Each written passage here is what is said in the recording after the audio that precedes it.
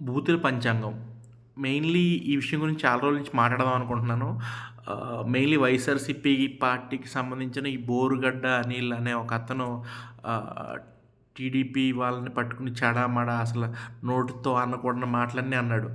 Okay. దీన్ని కొంచెం analyse చేద్దాం. అసలు అతను ఎందుకన్నాడు? తర్వాత దాన్ని అనకుండా వైఎస్ఆర్‌సీపీ వాళ్ళు ఎలా కట్టడి చేసుండొచ్చు? అసలు టీడీపీ వాళ్ళ సైడ్ నుంచి ఏంటి పాయింటు? ఓకే. ఫస్ట్ పాయింట్ అసలు బోరుగడ్డ అనిల్ అనేవాడు ఎవడో తెలియని ఎవరికీ తెలీదు అతను. నాకు తెలిసి అతను మాట్లాడే బూతుల వల్లే అంత ఫేమస్ అయ్యాడు. సో, అతని వెర్షన్ ఏంటి? అతను అలా అలా అతనికి పేరు పెరగాలి. ఆ లీడరు వైఎస్ఆర్‌సీపీ లీడర్ జగన్ గారి వరకు అతని పేరెళ్ళాలి. అక్కడి నుంచి ఎమ్మెల్యే సీటో, ఎంపీ సీటో సంపాదించాలని చాలా సింపుల్‌గా తెలిసిపోతుంది. కానీ ఇది కాదు గదా పద్ధతి. ఐ మీన్ అలా మాట్లాడితే దానికి సీటు కాదు గదా! ఏమీ రాదు.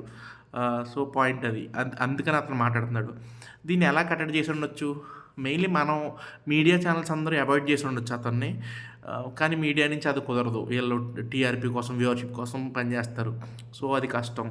సో, వైఎస్ఆర్‌సీపీ ఇప్పుడు కట్ చేస్తున్నారు. ఫస్టే కట్ చేసి ఉండొచ్చు కదా!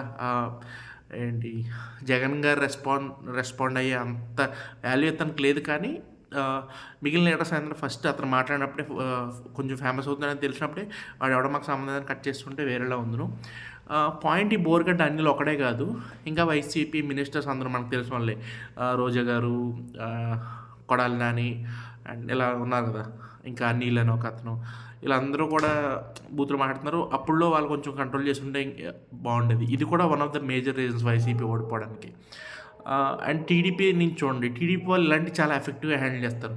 ఎందుకంటే వీళ్ళకి బాగా ఎక్స్‌పీరియన్స్ ఉంది. చూడండి ఇప్పుడు ఫర్ ఎగ్జాంపుల్ మొన్న చిన్న ఒక చిన్న అతను ఏదో మాట్లాడాడు. భారతి గారి గురించి ఏదో మాట్లాడితే స్ట్రాంగ్ యాక్షన్ డైరెక్ట్ లోకేష్ గారు యాక్షన్ తీసుకొని అతన్ని జైల్‌లో ఏశారు.